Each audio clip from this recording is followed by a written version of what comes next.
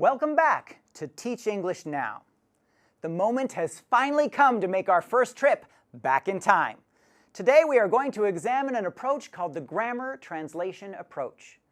This approach was widely used in the United States and Europe by teachers of Greek and Latin, as well as many other languages. I'm setting our time machine to 1880. Are you buckled in? Well then, let's go.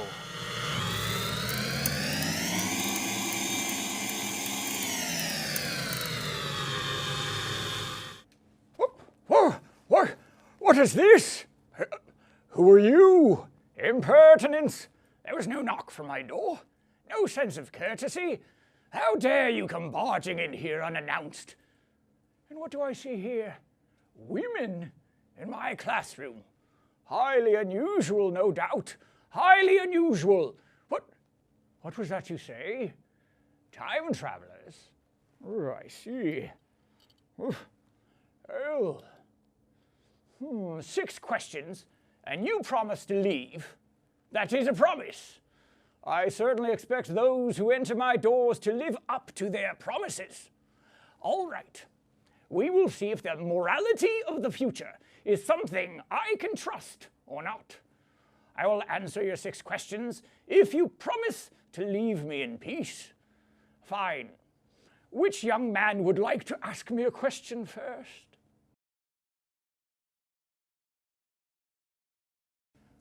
Well, isn't it obvious? We should teach language and, in fact, all disciplines. Art, science, mathematics, in an effort to help people become more cultured. The grand end of education is moral thinking. We should make sure young people understand great art and literature, such as that found in Latin and Greek. We stand on the shoulders of giants. How can students truly appreciate the great books of literature if they do not learn their Latin? Students must be taught how to be model individuals, and we must teach them how to speak correctly.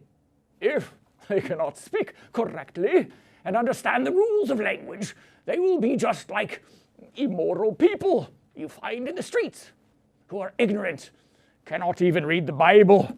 For shame.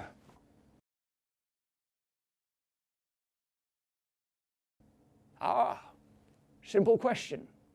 We should teach young men from rich families who can afford the best scholars. I'm not cheap, you know.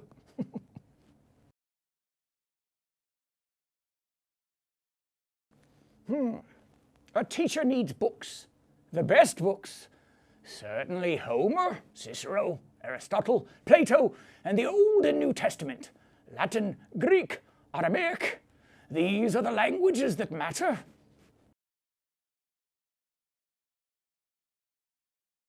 Young men learn languages by studying the great books in the original language. They learn by engaging in a text and poring over it, since those texts contain the keys of understanding within them.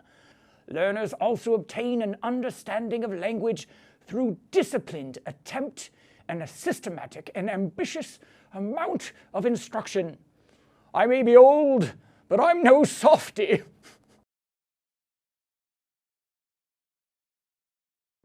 By giving students large chapters to translate every night, I will give them an entire chapter in the original Greek. Then I will have them translate the student's native language, and then I will have the learner translate back into the original language. Then I will also ask questions to test their comprehension, so that I am certain that my students are paying attention to the themes found within the literature. I will also give a small list of verbs, I don't know, perhaps 500.